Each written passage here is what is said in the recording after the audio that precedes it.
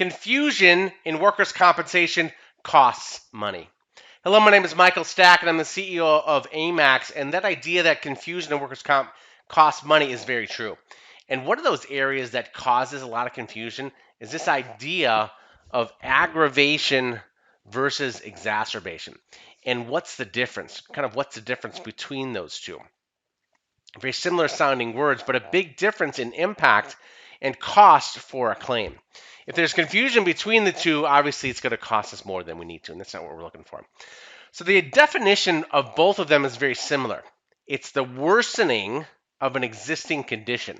So the worsening of an existing condition. So let's say an injured worker, Tom Smith.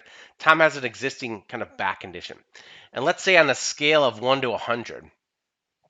Obviously, it doesn't get this specific, but just for the sake of example, let's say Tom came in with his existing back condition. He's about an 81, roughly, out of 100. And he gets injured, and so that makes it worse.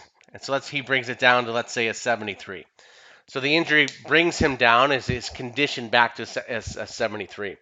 Now, his condition has gotten worse. So it's gotten worse. So that's going to fall into the category of either one of these terms, which is why they're so confusing. Exacerbation means, however, though, that this is a temporary worsening of this condition. So it's just temporary. He's down to 73. He gets some rehab, gets some treatment. Bada bing, bada boom. He's back up to 81, where he was originally. He's back up to his baseline, where he was originally.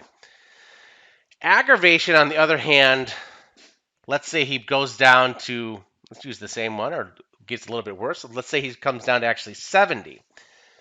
But that's a permanent.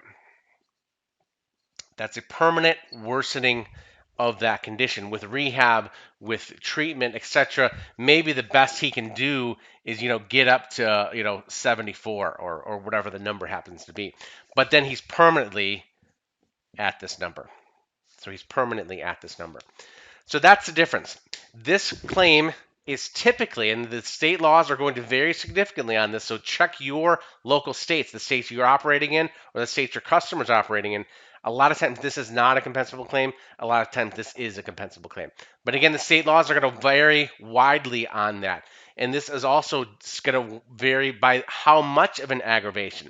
In some states, it's as low as 1% or 3%. In some states, it's a higher limit. So definitely check your state laws as far as what this means and how this terminology is applied within your claims. But if you get confused between the two, it can cost a lot of extra money. And let me give you one more little quick tip here as far as how to remember these.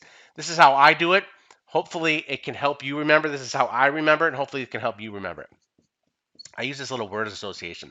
So AP, and so I think of AP like in high school, AP calculus, AP chemistry, whatever it was. AP is how I remember aggravation. Permanent, ET, like ET home, phone home, the extraterrestrial, very famous movie. ET for exacerbation, temporary. A little tip to help you remember. Again, my name is Michael Stack, and I'm the CEO of AMAX. Remember, your work today in workers' compensation can have a dramatic impact on your company's bottom line, but it will have a dramatic impact on someone's life. So be great.